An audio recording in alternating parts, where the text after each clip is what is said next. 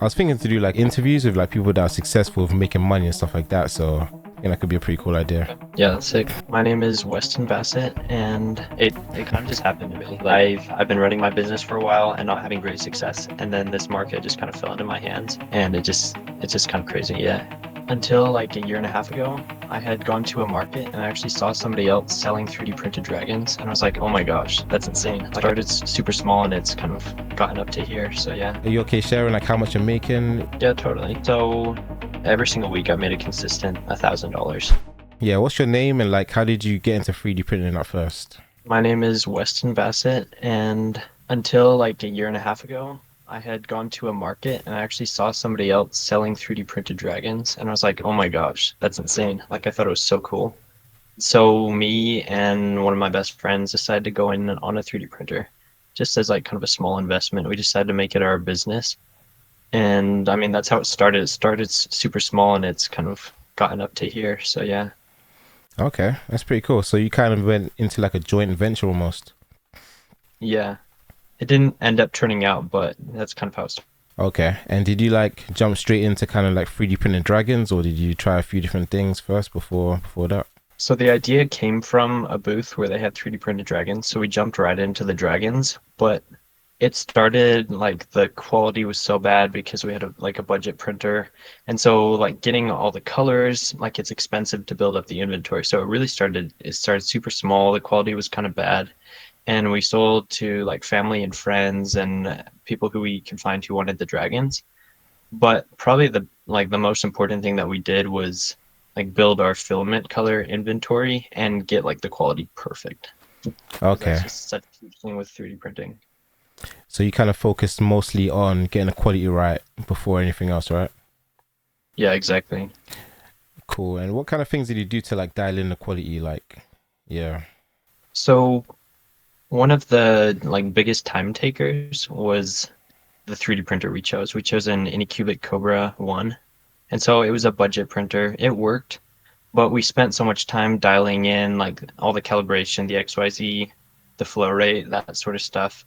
And it took us quite a long time to get everything perfect to get that quality. And so one of the biggest things I would suggest as a business owner is make good investments. Like you don't have to get the best printer, but don't get the worst printer. And it's definitely worth investing into a Bambu Labs or something like that that can calibrate a lot for you. It's more user friendly. And it means that instead of spending time doing the basics, calibrating your printer, you're spending more time like actually printing stuff. Yeah, definitely, definitely. Yeah, because especially in the older days, the quality was always kind of like an issue, a lot of troubleshooting as well. Yeah. So yeah, that's very good advice. I remember you saying, I think you had like a collection of about, was it about five A1s that you're Yeah, so printing? I have three Bambu Lab A1s, one A1 combo, so for multicolor, and then my old Cobra 2. Okay, very nice. And how long ago was it between when you had your first Cobra One, to getting like the first Bamboo Lab machine? Solid question. So I got the Anycubic Cobra 1, I think like maybe December 2023. Okay, Yeah, December 2023. And then it got up, I went all the way to like, no, maybe it was 2022. I can't remember. It's been a few years. I think December 2022. And I had that one okay. for about 6 months, and then I realized it wasn't good enough. And so I upgraded to the Cobra 2. And then just recently, as my business has kind of just skyrocketed because of the markets I'm in, probably like a month and a half ago, I started getting the Bamboo Labs A1. And it's been a pretty recent decision to make to upgrade, but it's so worth it, and I wish I'd done it earlier. Yeah, definitely. Because yeah, I remember I had like a lot of hype behind it, but a lot of people were like very hesitant towards going it. Especially even me. Like I got my Bamboo Lab X1C like back in February, and I'd heard about it like a long time. So yeah, it's a good change right there, isn't it? Well, and it was a startup for a while, so nobody knew. That is true. Yeah, yeah. Because you heard like a bunch of people talking about it, but it wasn't too sure like how like reliable their word was. But then you get it once for yourself, and you're like, wow, this is amazing. Well, it's a Chinese-run company, so it like kind of makes you wonder if it's cheap, but like they're really good printers. It's crazy. Yeah, I heard like history wise, like the founders, They're like a few guys that are from, you know, like drones, like DJI, the DJI company. Yeah, yeah. So you're like, okay, that's gonna be That some makes sense. pretty, yeah, like they're gonna be pretty reliable, like, and quite on point with, you know, the technology and stuff like that. So yeah, it's pretty cool. And yeah, It's kind of it's kind of crazy to see like the business model. you say that again, sir? Yeah. You said it's kind of crazy No, I to was just see. saying it's pretty crazy to see the business model between like DJI and Bamboo Labs. Like nobody would expect to see the quality where they came from. It's kind of crazy. Yeah, literally, I was so surprised when I first heard about it. Yeah, yeah. Okay, so when it comes to the selling stuff, so obviously you got inspired by the original booth for the dragons. How was it like at first when you set up the booth, and like was it quite simple to do because you already saw it before, or did you like run into like challenges and like issues and stuff like that? So one of the first markets I ever went to was a kids market actually, because I'm 17. So I was able to get in. It wasn't the best market, and I just set up a table and a tablecloth and it was simple, but it worked. And even though I made a bunch of money, like the booth didn't look great. I mean, overall, just being in a market's it's kind of scary sometimes. But Yeah. like as I made my market booth better, it like drew more people in. Okay, and like what kind of things did you do to like make the market booth better? Probably my favorite thing with 3D printing is that you can 3D print all the props. And so I've printed castles and crystals and tons of like an immersive display. So I have a mat, like a big backdrop, and then I have like the castles and the dragons just kind of all together so people can come and like see and feel everything and like just like get the whole entire vibe. Okay, so basically you've like got the dragons, but you also have a bunch of accessories, so it's like a depth thing. Like there's a many layers towards the booth, right? Exactly. So there's like Okay, props that just build the display, and there's ones you can buy with the dragons to like set the vibe on wherever you're gonna put the dragon. okay, that's very cool. I like that. Is that like an idea that you saw somebody else do, like maybe online or with the first booth, or did you just like kind of come up with that? Nah, I kind of came up with it. It was pretty brilliant though. Like it's just yeah, it's pretty sick. That's nice. That's nice. Because yeah, I remember coming across a YouTube channel that's literally just about booths. So literally all they do is just like review booths, and I didn't get into too much of their content, but you literally like people would like submit their booth, and then this guy would like have a bunch of different tips on how you can improve it. So yeah, you definitely I That's can't really remember cool. the yeah, I can't remember the YouTube channel, but you could probably find it with some searching just on YouTube, and yeah, you probably get some cool ideas from that. Yeah. No, that's pretty awesome. I'll have to check that out. Yeah, one of the things I was thinking to do was like to do some kind of like booth improvement thing. So have like a checklist of all the different things you could do to make a booth better, to like increase sales and stuff like that. So yeah, I'll definitely put like a document together. Yeah, yeah, Yeah, one thing I've had to experiment with is trying to figure out how to make the most amount of money. Because you'd think with the most amount of like product items, you'd make more money, but I've actually realized that because I sell a dragon for $15 to $20, and I've also added like a bunch of baby animals to my booth. Sometimes people come by and they just want to buy something that's 3D printed. So if they can spend $2 on a tiny animal instead of $15 on a dragon, then I actually end up making less money. And so that's something you kind of have to take into account because sometimes having a wider variety actually distracts from what's making you the most money. yeah. That makes sense. Because did you see my email about um the profit per hour? I think I'm not sure if that's the one you responded to, or there's another like episode one, Oh right? yeah. Yeah. So basically, it relates down to like yeah how much obviously you're making per hour of like while you're printing. So the dragons you can kind of like work it out, like obviously how much you sell it for, whether it's a multicolor, so it might take longer if it's like a combo multicolor filament dragon versus like the smaller ones, because the smaller ones people are more willing to spend like a smaller amount of money even if it's smaller, Yeah. right? But it's still like a decent amount of money compared. So you can use maybe like It goes up like 15 grams filament. Exactly, yeah. Like a small amount of filament, you sell it for like $5, and then per print hour, you're making like a decent amount more with the smaller items, you know? Which is, yeah, interesting. that was one of the biggest growths in my business is when I like really like started cutting down on how many grams of filament am I using per product. And so I got it down to where, like, because you have to make it strong enough. But honestly, in most dragons, you don't even need to use infill. And so I got it down to where I was using minimal filament, like, I can't remember, 30 grams of filament or something. I can't Wow. completely remember, but I was making like 92% profits. And honestly, that's kind of crazy. That is insane. Yeah, that's another really cool aspect, like the print optimization I think you was talking about, where you dialed in a lot of the prints that you do. Like you try to save grams of filament here, try to decrease the print time there. So can you talk a little bit about like how you kind of optimize that?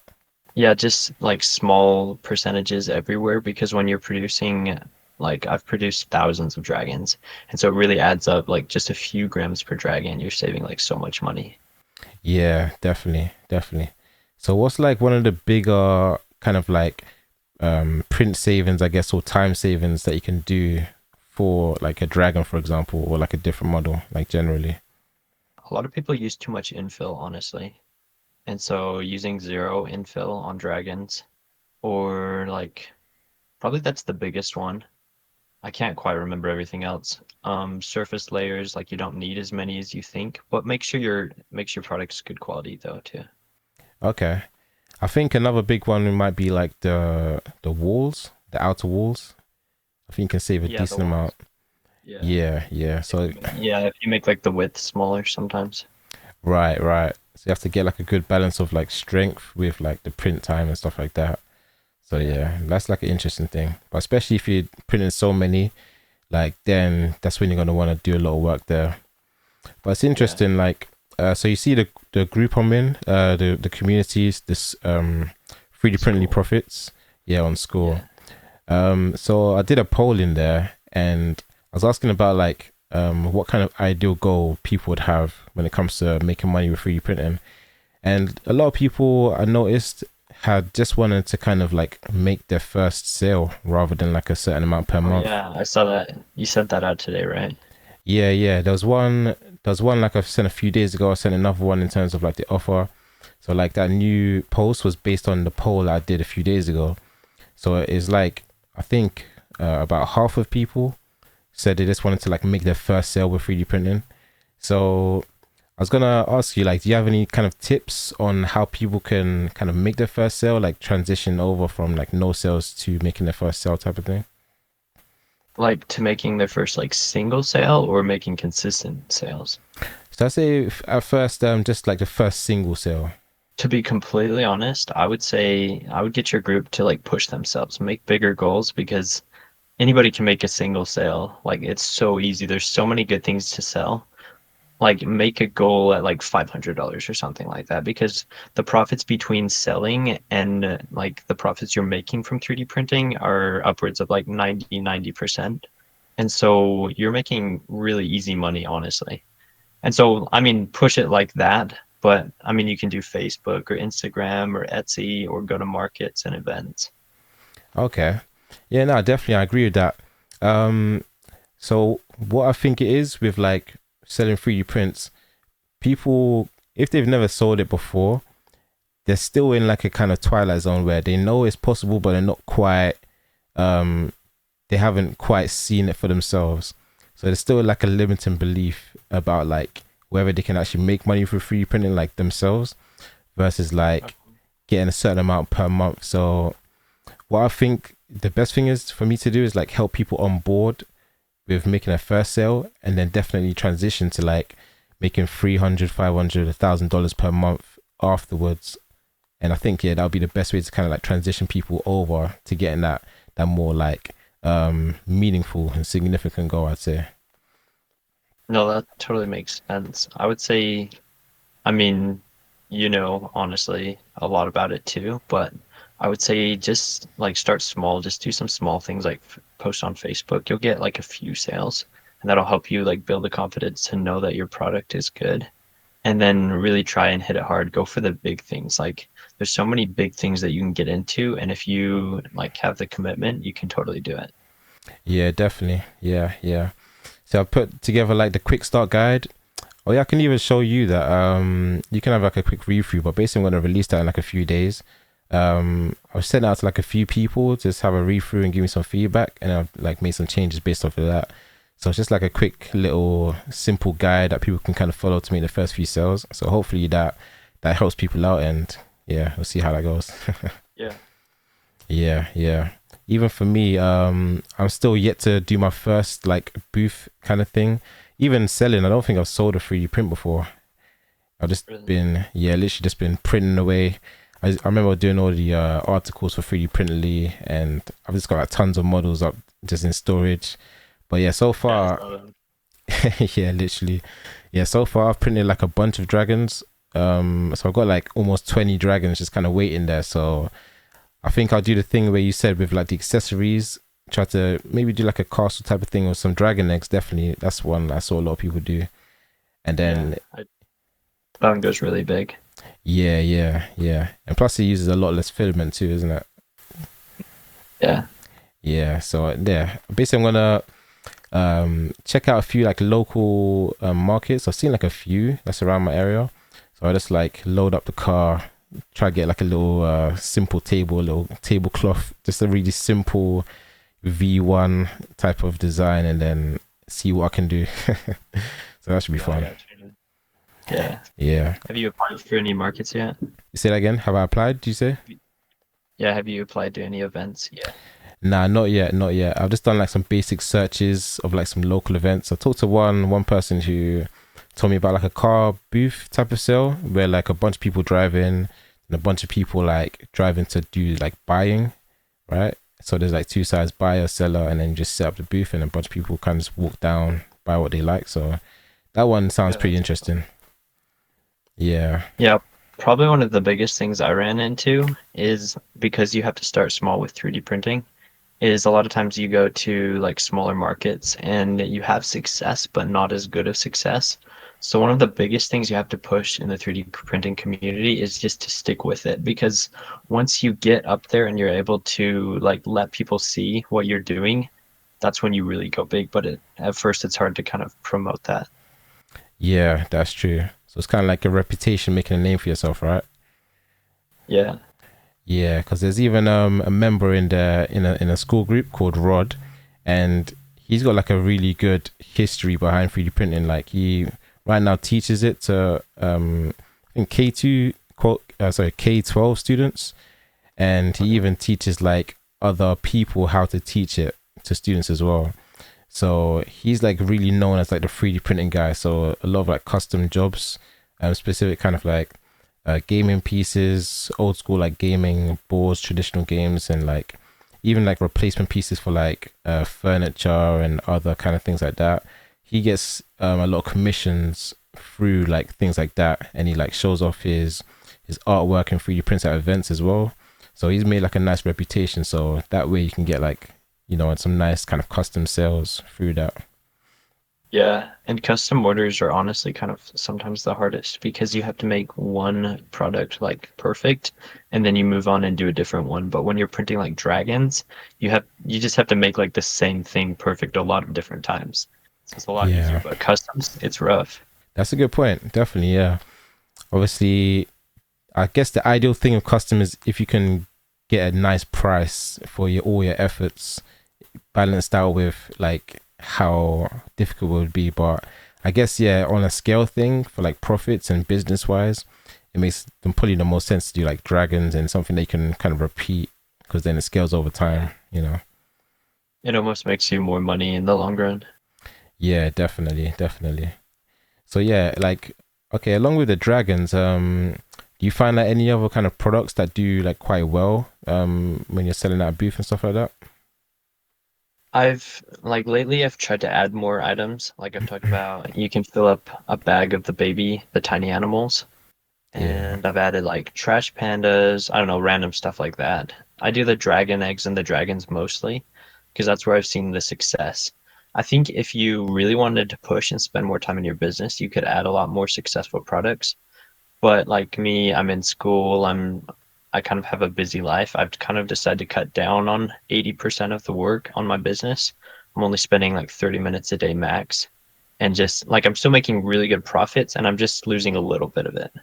So Wow. like to me, it's more of a difference between the time and the money because time really is money for me. That's really good. Yeah, because I noticed time was a lot like one of the limiting kind of things that people had because obviously a lot of people have their day jobs, people have their families that are looking after stuff like that. So being able to do those things while 3D printing and making profit is like a big thing. I'd say for sure. Yeah. Yeah. So yeah, in terms of like profit, so like are you okay sharing like how much you're making with like the booth selling and stuff like that? Yeah, totally. So it's mainly over the summer because the market I do is a summer market. It goes for like 24 weeks, so it goes like through the school year a little bit. But every single week I've made a consistent $1,000. Some weeks I make like 900, but most weeks I'm in 1,000, 180, something like that. And Wow. so after paying taxes, I end up making $1,000 profit. Amazing. Wow. Yeah. So that's like including the cost, like you're including everything it costs you and then how much you're selling it for. Probably after like expenses, I'm making about 950 profits. Wow. That's really Yeah, good. Really good. And consistently as it is well. pretty crazy. It kind of just happened to me. Like I've been running my business for a while and not having great success, and then this market just kind of fell into my hands, and it's just kind of crazy. Yeah. Wow. Yeah. So have you like tried to do like a partnership with anyone? I know you started off with like your friend before.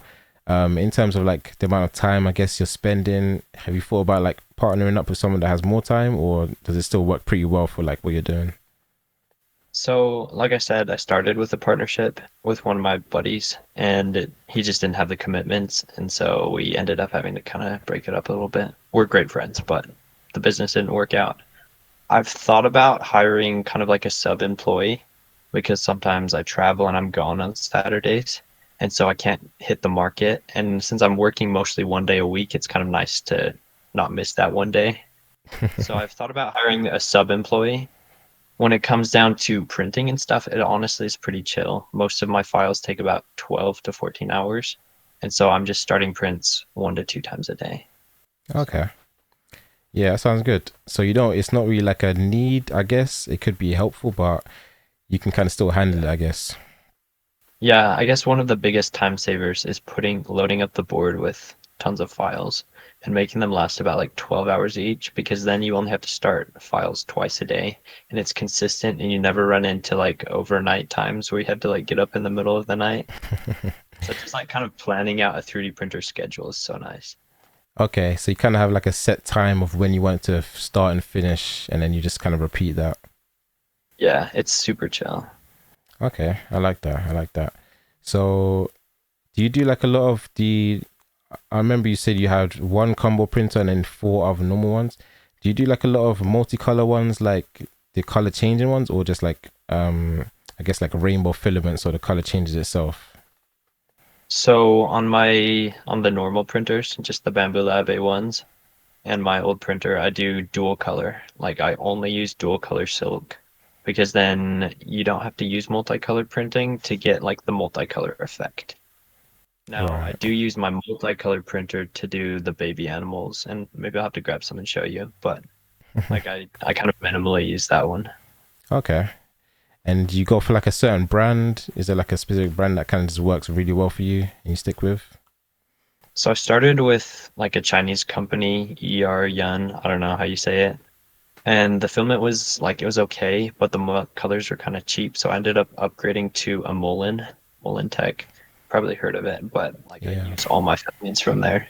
I have like 30 Okay. or 40 different colors, and so I just line Wow. them all. Very nice. Yeah, I've definitely heard of Amolin. Yeah. And you know about like Zero as well? They have some pretty like Yeah. nice ones, some glitter ones. I think Amolin do glitter as well, right? Yeah, I do some like glitter and galaxy colors. Yeah, those are very cool. So do you find like that you have one kind of color combination that everyone just kind of loves that always goes, or is it like a combination of a few? There's like 4 or 5 like blue orange, blue purple. I mean, blue's kind of a common color, so people just love it. But I like to have the variety for everybody out there. There's a color for everyone. Yeah, definitely, definitely. Yeah, and in terms of like the sales for the booth, Do you find there's like a certain type of audience or target market that buys more, like in terms of age, gender, or like I don't know, maybe some personality kind of thing that you can separate out, I guess, or notice with people? To be completely honest, adults and kids are both interested in it. Like a lot of adults do D&D and play games like that, so they love the dragons. But probably my biggest customers are like whole families who come to the market, and then their dad and mom are like just like pick out one dragon each, and so I make a 45 to $60 sale off of like one group of customers. Wow. Okay, that's pretty cool. And yeah, you said in terms of the price, you said what 45 to 60, is that like per dragon? So Um I have a normal dragon and then a winged dragon. The normal dragons I sell for 15 to 20, depending on the day and kind of how the market feels. And then the winged dragons I sell from 20 to 25. But you're okay. in London, you're in a bigger city, so I bet you could sell higher than that. Potentially for sure, yeah. I have to do some testing on that. Yeah, yeah. Okay. And yeah, do you do in terms of like the models, do you use Cinderwing? I know it's a very popular one. Yeah, Yeah. that's my favorite. There's a lot of good dragon files. Yeah. I've got like I think I did the Luna one, and then what was the other one? The Rose one. The Rose one's really Yeah. nice. Yeah. My main focus has been the crystal dragons and the woodland dragons. They're more simple, and so it's easier to print. But then I've also started upgrading. I have a bigger event in November, so I'm going to start adding like the moon dragons and the heart dragons and the Christmas dragons. Ah, very nice. Yeah, so a bit of the seasonal stuff as well. You can get some seasonality Yeah. in there. Hmm. And do you do like preparation? Like how far out do you prepare in terms of like I guess seasonality and maybe even like the regular booths kind of sales? So regular booth wise, it takes me about week's worth of inventory. And so for a while I was just getting caught up there. But I have like an event on the 24th, and so I just make sure I have like the canopy and the tables. But I've built up enough inventory. I have like at least 7 to 8 grand worth of inventory right now. So normally it would be kind of a push and a rush to get there, but because I'm so ahead, it's just so nice. That's pretty cool. Yeah. Yeah. And do you still run into like I guess failed prints sometimes? Like how often does that happen for you? It was a huge thing at the beginning. With a cheap printer, it's a huge deal, but honestly, it rarely happens. I use hairspray on the board. I like just overuse it sometimes because I can't deal with messing up three dragons at once because that's like a $65 like investment. Yeah. So yeah, Okay. I don't know. Do you use glue sticks or something? Right now, not really. I was trying to like even recently I've been trying to do like the build plate full of just a bunch of models. So I'm trying to see how well I can do it without using any adhesive. But I used to use like glue sticks. Hairspray I've not tried before, so I'll be interested to try that. Do you use brims? I used a few of them. I'm still like the ones I'm doing was like without brims. I did even have like a few of them come off the build plate, so I'm Oh still doing man. some experimentation. These are just like some little rabbit models that I just randomly decided to print. But yeah, so no brims right now, no adhesives. Just trying to dial in like the best thing. But I think eventually, once I start doing like regular things, I'll probably use like yeah adhesives, maybe brims. But it does add a bit Yeah. more work, obviously with the Yeah. I used to use brims on the dragons, but they're really difficult to take off. I would totally suggest hairspray. It was a game changer for me. nice. Is there like a brand that works out best, or is it just kind of general, like Um, the holds and stuff like that? I just kind of use like cheap hairspray. They say like the less amount of ingredients, so I'm not really sure. You could do some research. Okay, nice, nice.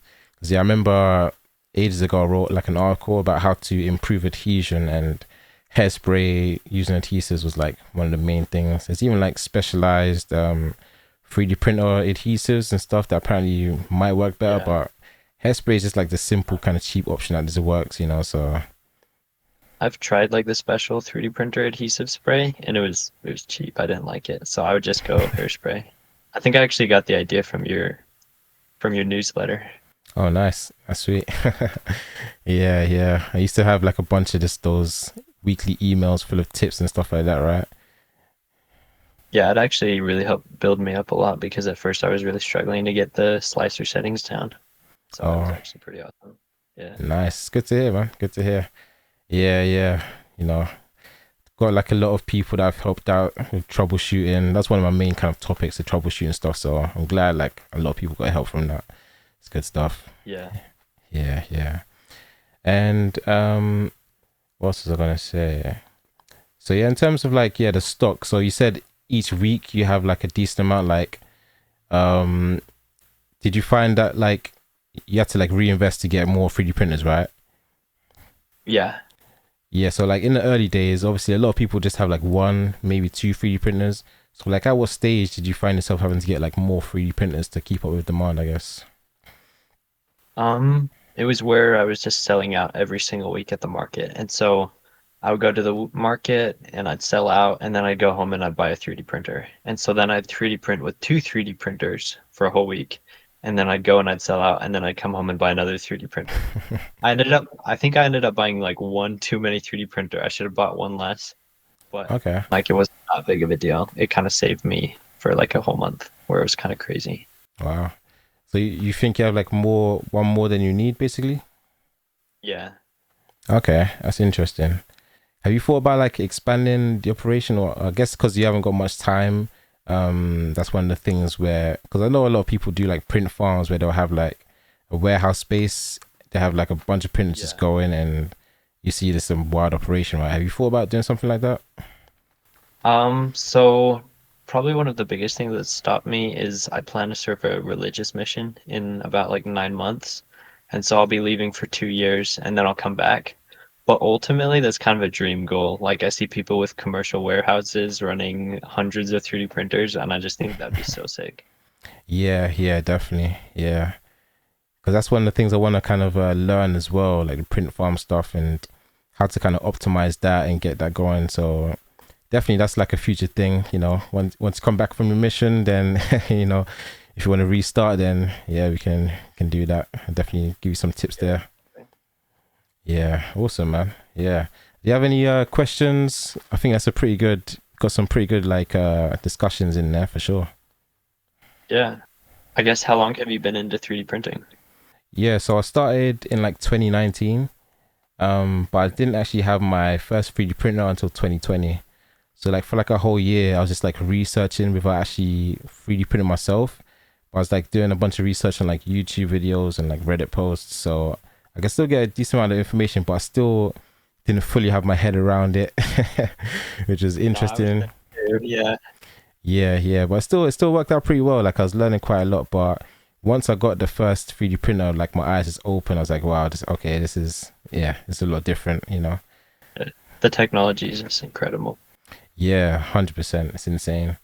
And I just started off with just the end of three. This is That's sick. yeah, 2020 January. So right after Christmas and stuff like that. And yeah, it took me like 2 hours to set up because I like had things backwards and this and that. I'm terrible at following instructions sometimes. Oh, me too. Yeah, but yeah, when I finally got together, done like a test print, and it actually came out pretty good. So it was very exciting, and yeah, just kind of printed away. Yeah, very fun. Yeah, did you have like it was just as a hobby or did you have a goal to use it for? Yeah, it's mainly like it's to basically do the website stuff because I've always like enjoyed writing. So at this point, I've got literally like over 900 articles published. It's crazy. Even like a course, a couple ebooks and stuff like that. So I always wanted to write. I just didn't know what to write about. So 3D printing, I kind of stumbled upon, made the website about it, and just kind of been writing about it ever since. And after I got a bit more like traction and page views, I started having like companies reach out to me, and then they started to like send me 3D printers to do reviews for them. So they just send me like free 3D printers, and then I just like start reviewing them. I just have like a bunch of 3D printers just stored up that I don't even use, you know. Awesome. That's so Yeah, interesting though. Like I'd never guessed that you would like have like a desire to write, and so you kind of got a 3D printer to start the blog. That's totally cool. yeah, definitely, definitely. Yeah, yeah. And I've always like been interested in like technology, I guess, but 3D printing was like just a different kind. It's like you could see the potential of what it could do. Like as soon as you see it, like your ideas, just your mind's kind of goes crazy with ideas, right? So that Yeah. definitely spoke to me a lot in terms of like getting into that. And then you hear about the different success stories and the niches and the products that people make, and it's just like it kind of confirms what you first thought, you know? It was kind of one of like my biggest technology advances, like kind of one of the best technologies that I've ever used. Definitely, yeah, yeah. It's crazy.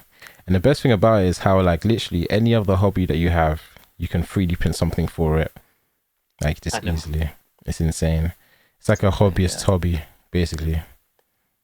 Well, and some people get the 3D printers so the 3D printer can be their hobby. It's just crazy. Like there's so many purposes, like commercially, consumer, like everything. It's just insane.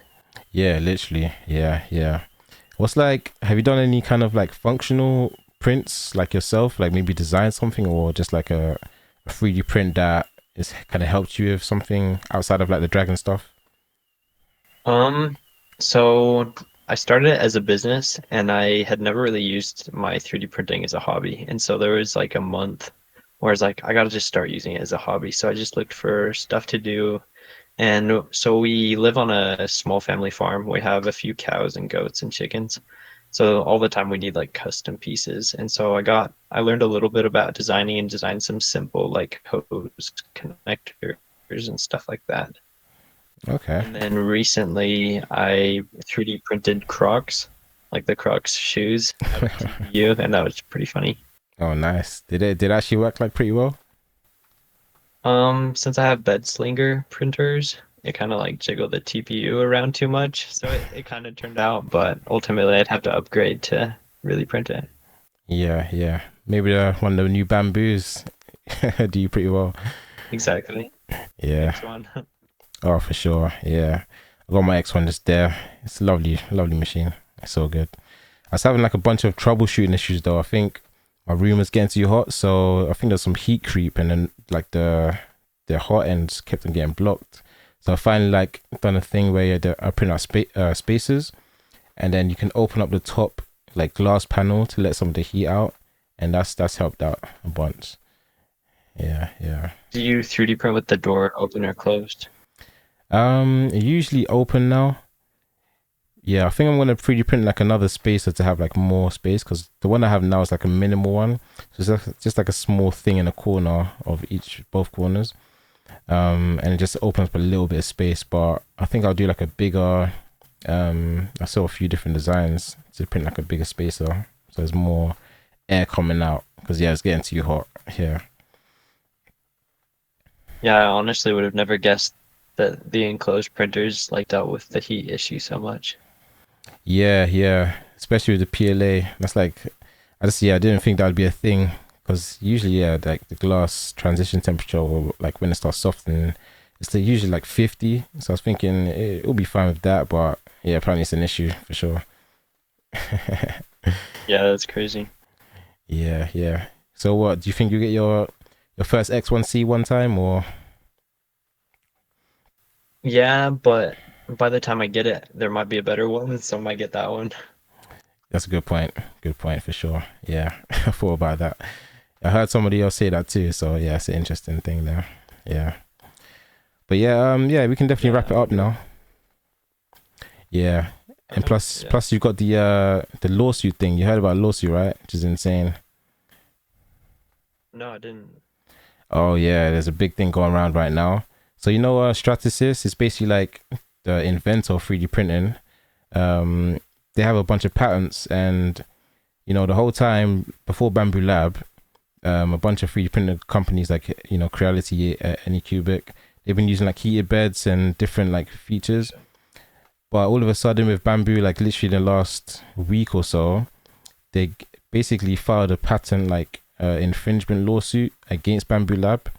So that's like a whole thing going around right now, where they're saying like they can't use purge towers, they can't use heated beds, they can't use PEI coated beds, and like some of the the checks, like the automatic checks for stuff. They're saying like, oh, that's infringing upon our patents and stuff like that. So it's a whole thing going around right Really? now. Like, yeah, people talking about it, like some YouTubers are talking about it, and it's doing around. So we're gonna see kind of what happens there with Bamboo. It's That's unfortunate. crazy.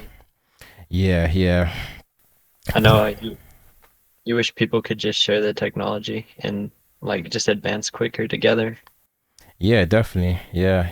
There's so much opportunity, like the amount of change that Bamboos have made just with small business owners and even people like you, like small business, that type of thing.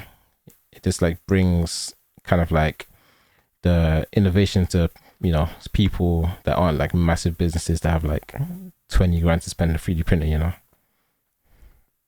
Yeah, it's definitely a recent development. It used to not be a thing. Yeah, definitely. Because literally, Stratasys, they sell like 50K printers. The cheapest one is like $20,000. And then I think because Bamboo That's crazy. Labs, yeah, literally, I think because Bamboo Labs do so well, they're actually competing with like their target market, I guess. So that's why people think that they started to sue Bamboo Lab in particular compared to like other companies. So yeah, we'll see what happens there. That's crazy. That's crazy because Bambu Labs is making anywhere from 300 to $1,000 printers versus like 25K. Literally. It's pretty crazy. That's how you can see how well they did. Like it's insane. It's crazy. Yeah, we'll see how that Yeah, that's plays real out. success. Yeah. I feel like Stratus they're haters now because Bamboo's doing so well. Yeah. Exactly. Yeah. But yeah, man, thanks a lot for the meeting. It's definitely insightful stuff. Yeah, Yeah. glad we discussed that. Yeah, man. Yeah, so good to finally meet you. Yeah, likewise. So, do you have like any kind of places where people can find you? Do you want to like advertise anything, or yeah, it's up to you. Honestly, I'm not on social media or anything, but yeah, thanks for asking. For sure, for sure. All right, perfect, man. It was good seeing you. Enjoy the rest of your day, and yeah, Yeah. man, great talking to you. Yeah. Enjoy your night. Will do, man. Thanks, man. All right, take care, Weston. All Yeah. right, So. see.